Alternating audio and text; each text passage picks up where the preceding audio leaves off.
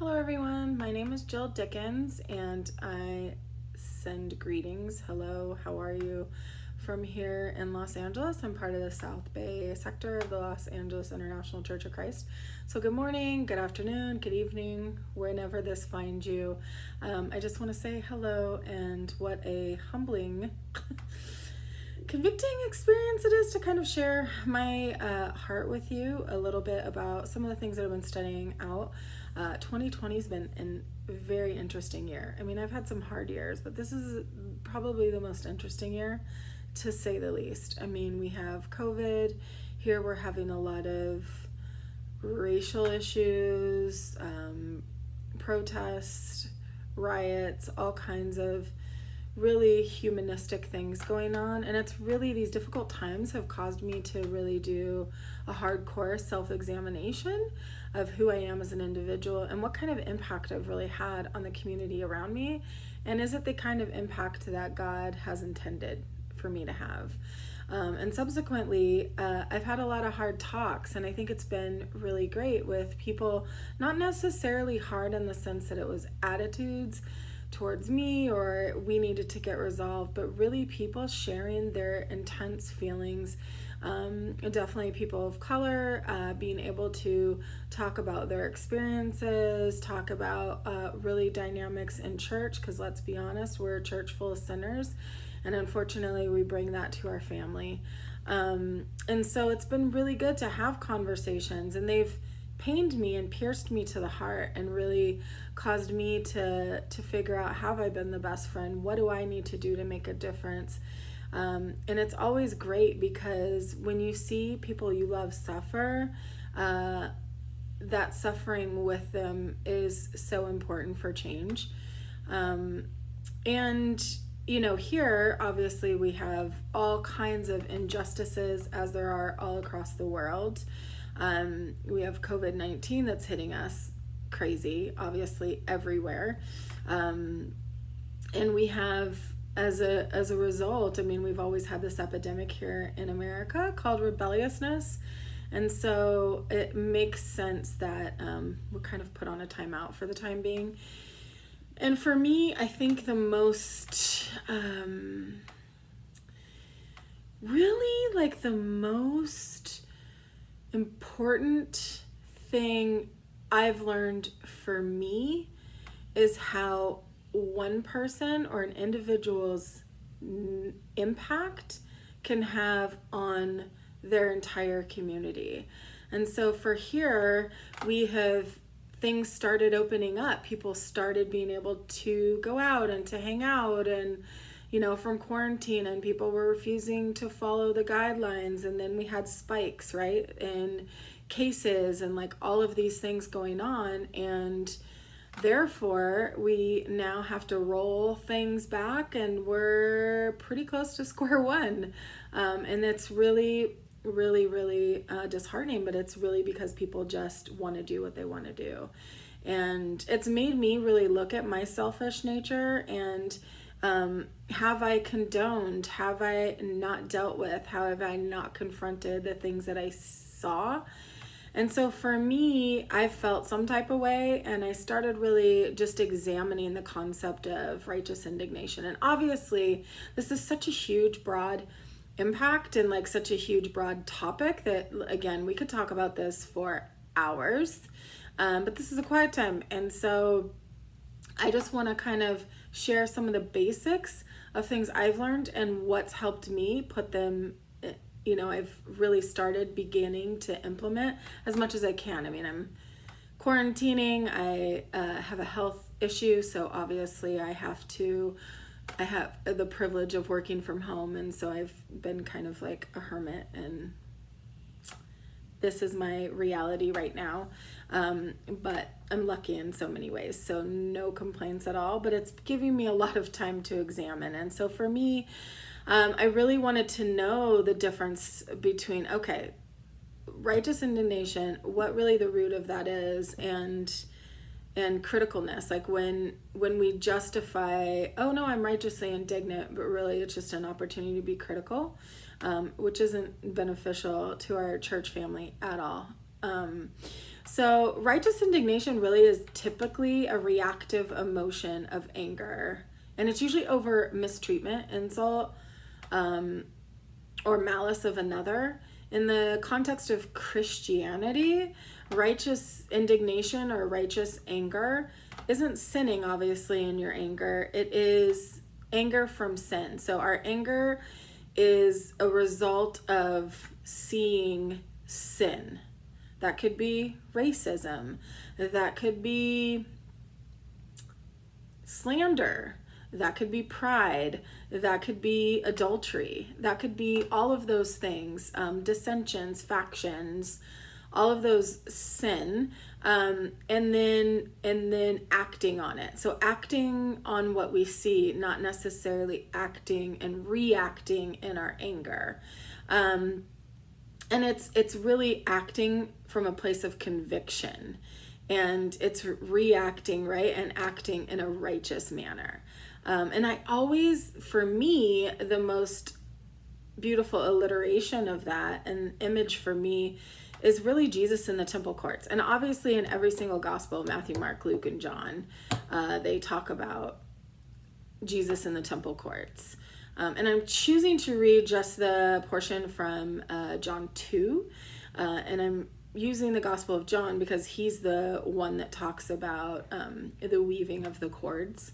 Like in Matthew 21, he talks about how Jesus asked them questions and confronted those that were selling in the temple. But this one really, for me, just kind of gives me a clear picture of righteous indignation. And so John 2, verses 14 through 17 says, "In the temple courts he found people selling cattle, sheep, and doves, and others sitting at tables exchanging money. So he made a whip out of cords and drove all from the temple courts, both sheep and cattle. He scattered the coins of the money changers and overturned the tables. To those who sold doves, he said, 'Get those out of here. Stop turning my Father's house into a market.' His disciples remembered that it is written, 'Zeal for your house will consume me.'" And so obviously in the temple courts, the temple was for one purpose, worshiping God. And they were turning it into, basically Jesus was upset because they were monetizing God. They were turning something that was supposed to be worship into something of, gaining money, making an income, a monetary gain. So basically they were monetizing God. And so he clearly, and even on any YouTube, no matter where you are in the world, like watching, if you have access to internet, like watching a video on YouTube about weaving a whip, it takes time. It's not something that you can just snap your fingers and like, okay, here it is. He really weaved the cords together. So he was virtually making this whip to like drive them out, which means he gave it thought. He didn't react. He wasn't reactionary. So reacting is different than reactionary. Reactionary is like, here's this impulse, I'm going straight for it.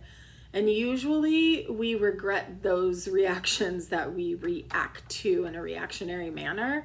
Gave it thought. Most likely knowing Jesus. What was he doing the entire time? Praying. I mean, we can draw that healthy conclusion. And just really kind of working that out. And it was really a huge violation of God. So it required a huge action. And indignant, really, if you just even look in the Webster's dictionary, it says feeling or showing anger or annoyance at what is perceived as unfair treatment. So it's having a feeling of anger because of something that you see that is a super huge violation. And for us as Christian, it's usually sin. And conversely, criticalness, if you look this up in the Webster's dictionary, it says inclined. So your intent is to find fault or to judge with severity, often too readily, occupied with or skilled in criticism, and it's involving judgment. And I think of that scripture in 1 Corinthians 5:12. What business is it of mine, right, to judge those outside the church? Are you not to judge those inside? So obviously, as disciples, we judge other disciples. We don't judge people that aren't disciples because came here, right, like Jesus, to seek and save the lost. Like, We're not in judgment of that. But we do judge each other as Christians, but what is our standard we judge each other by? The Bible. So it's not us being the judge and jury, but it's the Bible that we're judging each other by. And another scripture, when I was studying this out, that really helped me make this connection and how I need to react and be as a person, it says in Romans 12:16, it says, live in harmony with one another. Do not be proud, but be willing to associate with people of low position. Do not be conceited. And really, when you think of me, because I worked in the court system for a really long time, when I think of the way American courts are set up, you have the judge and you have the jury, and they're usually on an elevated platform. The judge is in front of everybody. They're here. Jury's usually on the side somewhere. And then you have everybody else that's down here. And so really you're in a place to make a judgment. You are making a judgment on the facts that are presented. And when we are critical, we become the judge and jury, and we don't allow God to really work in that way. And that is super hard because we see from our perspective. God has this huge view, right? And we only see through our lens, and we're making a judgment based on that. And a lot of times we're like, okay, we need to confront what we see. 100% we need to confront what we see. Like, these are the things that I'm learning, obviously, right? You confront what you see, but we confront it from a biblical standpoint and not because we're ticked off. I mean, I have to commute in LA on the 405, which is the worst freeway ever. And it is so frustrating. And there's times I get super agitated and angry and all of that, and I'll react. And that is not righteous anger. That is just simply anger. And reacting in that anger is sinful. But that is the biggest thing. Anger itself isn't. It can be a catalyst for us to really say, hey, that's not cool. This is why it's not okay. That is really A, B, C, and D. And we can go through the whole litany and the whole list of this is why this is a sin, or this is why I'm super frustrated, or I'm whatever. It's us being able to be righteous and align ourselves with God. And finally, in Proverbs 12:16, it says, fools show their annoyance at once, but the prudent overlook an insult. And so for me, that's the thing. Am I going to be slow to speak and quick to listen? Am I going to be reactionary and try to be justified in saying, well, this is just what I see, so I'm gonna whatever, and react in it? Or am I gonna be prudent and I'm gonna seek to understand, and am I gonna address 100%? Am I going to address what I see according to the Bible, and I'm gonna react to Jesus? Like, that's what I've learned at this whole thing. If there is an injustice, I need to confront it, and I need to figure out what I need to do to make it better and to change it and be part of the solution and not part of the problem, and not spend time in my head making judgments and casting those onto other people, because really what that is it caused dissensions, and it doesn't solve anything. And that's just some of the stuff that I've learned, and I really appreciate this, and sorry if it went long. I really appreciate the opportunity to share, because in sharing this, I'm relearning it all over again, and I have a long way to go as a person and as a disciple. And so thank you so much, and I hope all of you are doing well, and I love you.